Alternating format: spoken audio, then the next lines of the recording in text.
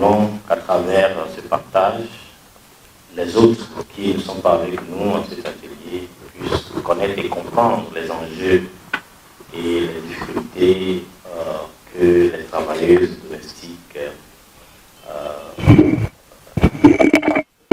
trouvent dans leur travail. Donc sans plus tarder, sans protocole, je voudrais inviter la directrice du CRADESC pour un mot. Bonjour à toutes et à tous et nous vous remercions pour votre présence ici avec nous pour cette deuxième journée d'échange avec les acteurs de la société civile, des organisations syndicales, patronales, des acteurs de la presse, mais aussi des acteurs institutionnels qui interviennent tous ou en tout cas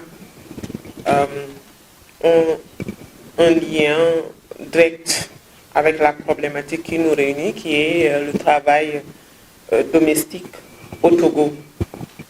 Nous sommes ici depuis hier, comme il l'a dit, dans le cadre de la validation d'une documentation, donc d'une étude, analyse ou recherche qui portait sur les violations des droits des travailleuses domestiques en Afrique francophone de manière générale et qui a eu à quand même couvrir 9 pays, 8 de l'Afrique francophone plus la Gambie, donc en Afrique de l'Ouest, le Togo étant un de ces pays.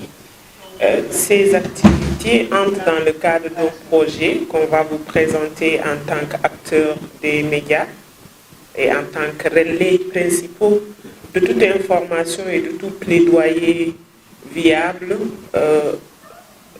Ce sont des études que nous avons commencées, et la première phase a commencé en 2020 déjà et a eu à couvrir 5 pays qui sont le Sénégal, le Burkina Faso, le Mali, la Guinée et la Côte d'Ivoire.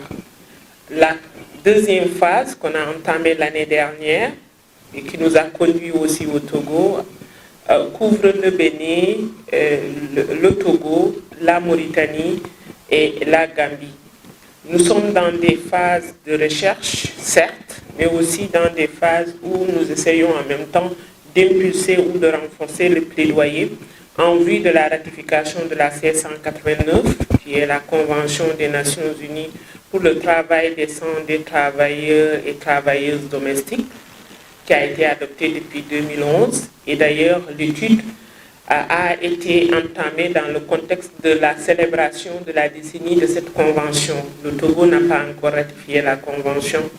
Donc pour nous, c'était encore important de mener ces recherches en vue de fournir des éléments probants, des données qui permettront de renforcer l'argumentaire des acteurs de la société civile, mais aussi des acteurs des organisations patronales et des organisations syndicales pour renforcer le plaidoyer en vue de la ratification de la C189, comme on l'appelle. Mais au-delà de cela, il s'agit pour nous aussi de nous intéresser de près sur les conditions souvent dramatiques que vivent les travailleuses domestiques un peu partout en Afrique francophone ou en Afrique de l'Ouest et même en Afrique de manière générale, mais surtout particulièrement dans le contexte Covid dont on vient de sortir, parce qu'on sait que le Covid a eu aussi beaucoup à impacter les travailleurs du secteur informel, comme on les appelle, mais surtout aussi les travailleurs du secteur des soins, et y compris les travailleurs ou travailleuses domestiques. Donc pour nous, c'était les deux éléments contextuels qui justifiaient qu'on s'était lancé dans ce projet. La suite de ce projet, après le Togo, nous serons à partir de demain au Bénin pour continuer encore dans le sens des activités de validation. Et partout dans les pays, nous avons eu à rencontrer les acteurs de la presse. Donc nous vous remercions vivement pour votre présence ici, parce que nous vous considérons comme étant des relais clés et un maillon important dans tout plaidoyer visant à inciter par exemple les autorités à agir d'une certaine manière, ou en tout cas la population de manière générale, ou la nation de manière générale, à comprendre les enjeux autour des problématiques dans lesquelles nous sommes engagés, surtout dans le sens d'un plaidoyer pour mieux protéger, mieux défendre, mieux respecter et mieux mettre en œuvre ou réaliser les droits économiques, sociaux et culturels des travailleuses domestiques au Togo. Nous nous félicitons de la présence des organisations de la société civile telles que PODED, WILDAF, Plan International et tous les autres acteurs, mais surtout aussi les acteurs clés ou les principaux concernés, je dirais, tels qu'ADAT, l'association de défense des droits des aides domestiques qui existe déjà dans plusieurs pays et dont la représentante ou la présidente est ici avec nous. Donc c'est avec un grand plaisir que nous entamons cette journée et nous espérons qu'au cours des échanges, que vous arriviez à mieux saisir les enjeux autour de cette problématique et à devenir les relais que nous attendons pour que les autorités étatiques, mais aussi les citoyens togolais de manière générale, puissent davantage s'approprier cette problématique et jouer aussi leur partition en vue de mieux-être des travailleurs domestiques de manière générale. Je vous remercie. Pour nous, c'est une grande joie et une satisfaction parfaite de l'étude que CRADES a menée ici au Togo. Et ce qui est intéressant, c'est que cette étude ne se limite pas juste au Togo.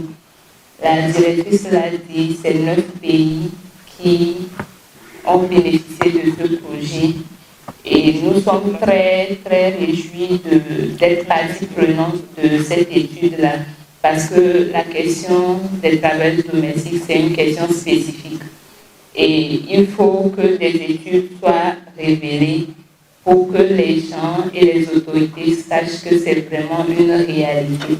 Et donc nous ne pouvons que dire merci à CRADES pour cette étude-là. Désormais, des données fiables sont là.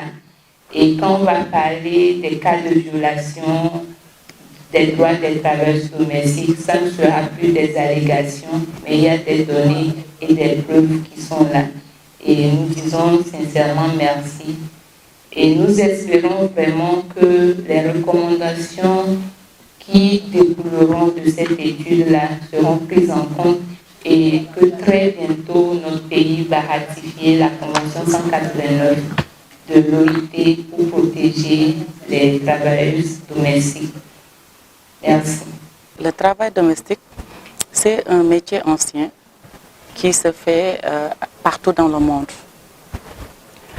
Donc c'est un métier qui regroupe beaucoup d'employés, principalement des femmes, à 85%.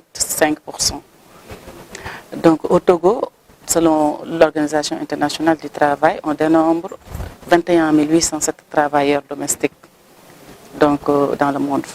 Mais ce sont des employés ou bien des travailleurs qui ne sont pas considérés comme des travailleurs en réalité, dans le sens du droit international du travail ou bien dans le sens de la législation togolaise.